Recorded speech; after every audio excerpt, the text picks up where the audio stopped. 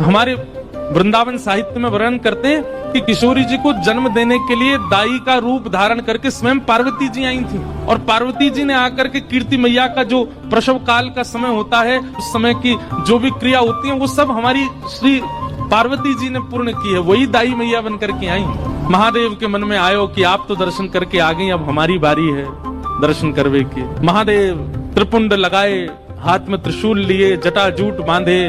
1 वर्ष पहले तो नंदगांव गए थे, वहां लाला को दर्शन करके आए। अब 1 वर्ष बाद जब बरसाने पधारे हैं, द्वार पर जोगी आया है। एक जोगी आयो है, और जोगी को देख करके सब सखियां दौड़ी, कीर्ति मैया से जाके बोली, मैया एक जोगी आयो द्वार पे, अंग भभूत गले मुंडमाला, श्रृंगी नाद बजायो, हे मैया तोरे द्वारे बाला जोगी आयो। कीर्ति मैया बोली, खूब सारे रत्न दे दो, खूब सारे आभूषण दे दो। तभी एक गोपी बोली, मैया ये गलती मत करियो, यही गलती नंदरानी यशोदा ने करी।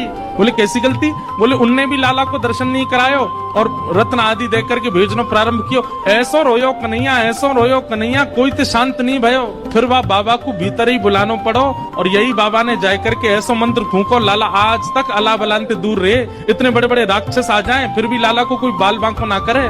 अरे पूरे गोकुल में तो यही हल्ला है कि यही बाबा की बभूति ते ही लाला की रक्षा होवे। मैया हमारी लाली ऐसी सुकुमारी जन्मी है, आप या बाबा को बाहर ते बाहर मत जान दो, भीतर बुलाए लो, और या जोगी बाबा तेने के लाली के बारे में पूछ लो। बंधुओं, महादेव सतत राम नाम जपते हैं, ये तो सबको पता है, पर महादेव के कंठ में, महादेव के हृदय में, महादेव के चित्त में सदा श्री किशोरी जी का गुणानुवाद चलता रहता है। ये हमारे ब्रज के लोग ही जानते हैं। राधा कृपा कटाक्ष स्तोत्र का निर्माण स्वयं महादेव ने किया है। महादेव भीतर पहुंचे, जैसे ही किशोरी जी का दर्शन किया, नेक्स्ट सी लाली को देख करके महादेव तो मंत्र मुग्ध हो गए।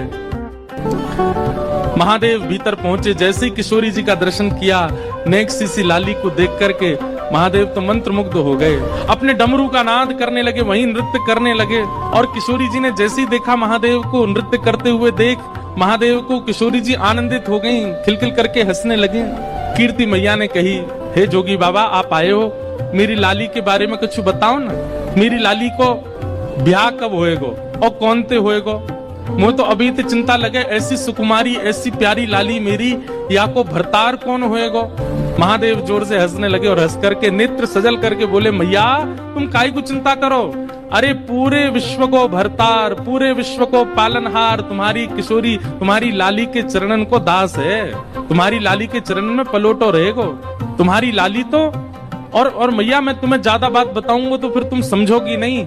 या लाली को तो नित्य विवाह है चुको है, या को विवाह करने की आवश्यकता नहीं पड़ेगी, या को तो नित्य विवाह है चुको है। ये तो जीवात्मान पर कृपा करवे के लिए और बड़े प्रेम के समुद्र को प्रस्तुत करवे के काजे जन्म भयो। लाली को तो ब्याह है चुको, ये तो नित्य विवाहिता है। कीर्ति मैया बोली, बाबा मोह तो तेरी बात पल्ले नहीं पड़ रही, का कह रहो मेरी लाली नित्य विवाहिता है। बोले बाबा, बोले मैया तुम नहीं समझोगी, तुम नहीं जानोगी। कीर्ति मैया बोली, बाबा कछु मांग ले, इतनी दूर ते चल के आयो, कछु ले ले मुते। महादेव बोले मैया बहनों तो एक वस्तु दे दो। बोले कहा, अपनी या लाली की उतरन दे दो, या की कोई पोशाक जो याने पहनी हो वो मुझको दे दो। बोले उतरन को कहा करेगो? बाबा तू तो इतना बड़ो लंबो चौड़ो, मेरी लाली नेक्स्ट सी बाकी उतरन कहाँ पहने को? बोले मैं ना पहनूंगा, मेरी जटा पहनेगी। और छोटे छोटे बालक पहनते हैं, थोड़ी नेक नीचे से खुली हो, ऐसी झंगुली किशोरी जी की जो उतरन है वो महादेव को प्रदान करी। महादेव ने तुरंत लेकर के अपनी जटान पे बांध ली, और जटा में बांध करके बस प्रणाम करके आनंदित है गए। बोले मैया बस अब बस यही कृपा करियो, आपकी लाली के श्री चरण सदा मेरे चित्त में विराजे रहें, सदा मेरे चित्त को आनंदित करते रहे। ऐसे महादेव किशोरी जी को दर्शन करवे के काजे आए।